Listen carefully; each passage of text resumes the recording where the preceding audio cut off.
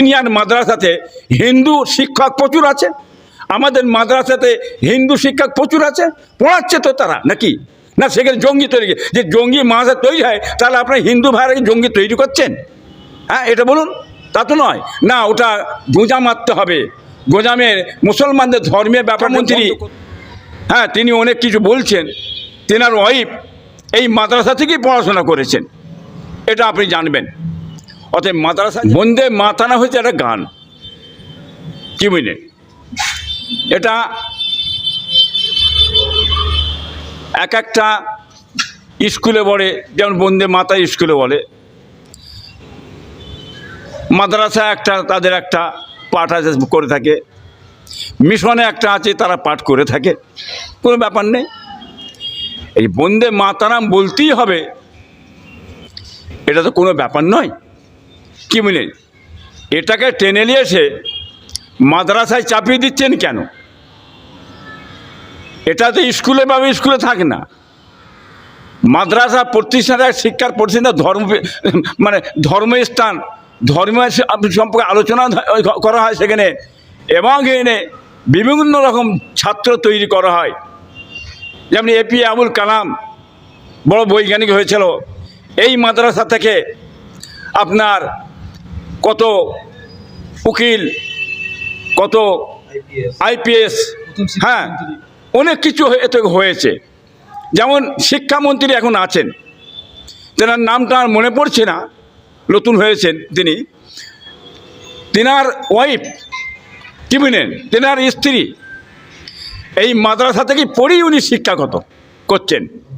যে মাদ্রাসায় জঙ্গি তৈরি হয়, মাদ্রাসায় লেখাপড়া তৈরি হয় না। হ্যাঁ, মাদ্রাসায় মানে রেখে কি হবে, এসব আলোচনাগুলো করার আগে চিন্তা ভাবনা করার দরকার যে আমরা কি কথাটা বলছি। ধর্মীয় ব্যাপারে আপনি আঘাত আনতে চাইছেন কেন? ওটা ধর্মের জায়গা ধর্মে থাকবে তো। আপনাকে ইন্টারাপ্ট করছি, বন্দে মাতরম কিন্তু কোনো ধর্মীয় কিন্তু কোনো স্লোগান নয়। বলার পরিকল্পনা এটাই যে বন্দে মাতরম তো বঙ্কিমচন্দ্র চট্টোপাধ্যায় লিখেছিলেন তিনি দেশের স্বার্থে। তাহলে মাদ্রাসায় যদি বন্দে মাতরম গানটা বাজানো হয় তাহলে তো দেশের দেশমাতৃকাকে সম্মান দেওয়া। দেখেন, বন্দে মাতারাম ওইটার ভিতরে একটা অন্য রকম জিনিস এসে যাচ্ছে, দেশেরই ব্যাপার ওটা, মায়ের বন্দনার ব্যাপারের জন্য একটু, হ্যাঁ, মুসলিমদের একটু অসুবিধা দেখা দিচ্ছে ওখানটাতে, যার কারণে আমাদের সঙ্গে একটু অসুবিধা এই জায়গাটুকু, অন্য কোনো জায়গা নেই, কি বুঝলেন? ওই গানটার ভিতরে এই ব্যাপারটা বন্দে মানে মায়ের বন্ধনা মেনে নিতে হবে, এই জায়গাটাতে মুসলিমদের জন্য একটু অসুবিধা হচ্ছে, কি বুঝলেন?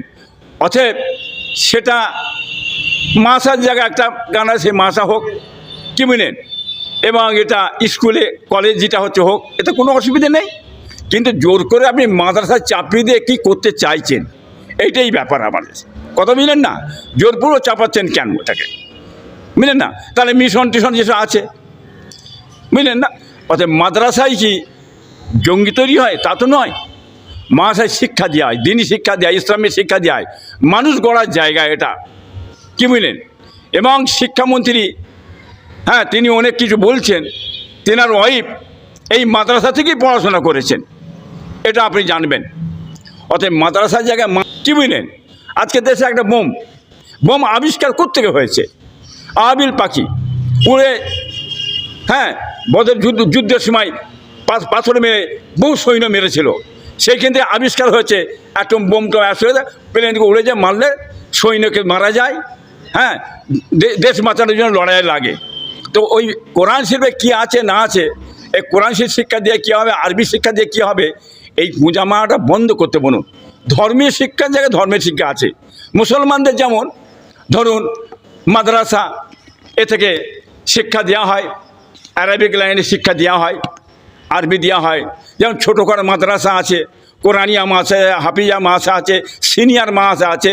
সিনিয়র মাদ্রাসাতে হিন্দু শিক্ষক প্রচুর আছে, আমাদের মাদ্রাসাতে হিন্দু শিক্ষক প্রচুর আছে, পড়াচ্ছে তো তারা নাকি না? সেখানে জঙ্গি তৈরি, যে জঙ্গি মাদ্রাসা তৈরি হয় তাহলে আপনার হিন্দু ভাইরা জঙ্গি তৈরি করছেন?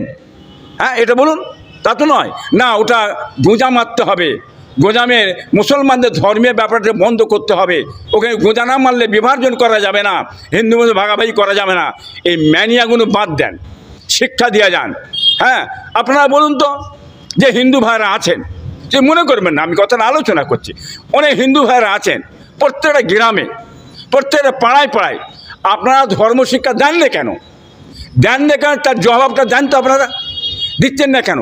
প্রত্যেকটা গ্রামে এই বিজেপি সরকার আছে, প্রত্যেকটা গ্রামে পাড়ায় পাড়ায় একটা ধর্মের শিক্ষার ব্যবস্থা করুন। হ্যাঁ, ছোটো বাচ্চা থেকে নিয়ে বয়স্ক অবধি তারা ধর্ম শিক্ষা দেবে, ধর্মের মধ্যে কি আছে না আছে A to Z তারা জানতে পারে, আরও এগিয়ে যেতে পারবে, তারা উন্নতি করতে পারবে। হ্যাঁ, মুসলমান ধর্মটা কি, হিন্দু ধর্মটা কি, হ্যাঁ, এদের মধ্যে বিভাজনটা মিটে যাবে, এতে ভালোবাসা ভ্রাতৃত্বটা ফিরে আসবে। সেটা তো করার ক্ষমতা নেই, সেটা তো করার ক্ষমতায় গোঁজা মারার ক্ষমতা আছে। হ্যাঁ, করুন। প্রত্যেকটা হিন্দু ভাইদের আমি বলতে চাইছি, পাড়ায় পাড়ায় ধর্মের শিক্ষার জন্য একটা প্রতিষ্ঠান প্রত্যেকে কায়েম করুন, তৈরি করুন। আশা করি অনেক জিনিস আপনাদের মধ্যে আমাদের মধ্যে, হ্যাঁ, বিভাজন যেটা মিটে যাবে, ভ্রাতৃত্বটা আরও বেড়ে উঠবে। কারণ পশ্চিম বাংলা হচ্ছে জাতি ধর্ম বর্ণ নির্বিশেষে হিন্দু মুসলমান আমাদের মধ্যে কোনো ভেদাভেদ নেই, আমরা একসঙ্গে মিলে বসবাস করি।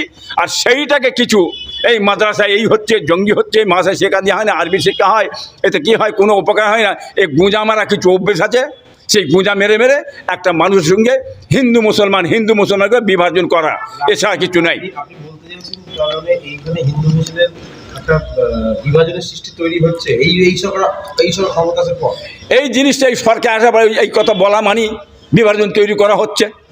যে যার ধর্মের জায়গা আছে তো, যে যার ধর্মগ্রন্থ আছে তো, তারা তাদের ধর্মগ্রন্থ, আমরা আমাদের ধর্মগ্রন্থ পড়ছি, আমাদের ধর্মে কী আছে না আছে, আপনাদের ধর্মে কী আছে না আছে আমরা বুঝতে পারছি না। কী বলেন? আপনাদের ধর্মে হিন্দু ভাইরা মাদ্রাসায় পড়েছে, অনেক শিক্ষা অর্জন করেছে, তো তারা তো বড় শিক্ষিত হয়েছে এর আগে। কী বলেন? এখন আমরা এসব কথা বলে লাভ কী আছে? এটা বলে একটা নিজেদের মধ্যে বিভাজন ছাড়া অন্য কিছু বলে মনে হচ্ছে না আমার।